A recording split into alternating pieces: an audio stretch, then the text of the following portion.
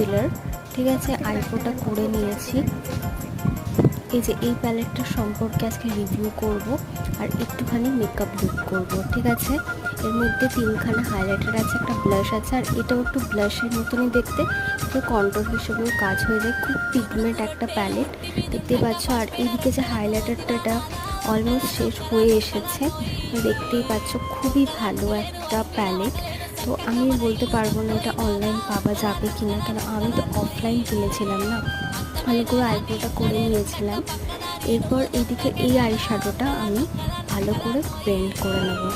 এই আইশ্যাডোটা এত পিগমেন্ট যে এটা ট্রানজিশন কালার বা ব্রাউন বা কিচ্ছু লাগানো দরকার নেই। আমি বেশিরভাগ ক্ষেত্রে এটা কোনো নেমন্তন্ন বাড়ি বা বিয়ে বাড়িতে আমি এটাকে ইউজ করি এই প্যালেটটা, কিন্তু এখন ওসব বিয়ে বাড়ি টিয়ে বাড়ি অত পড়ছে না।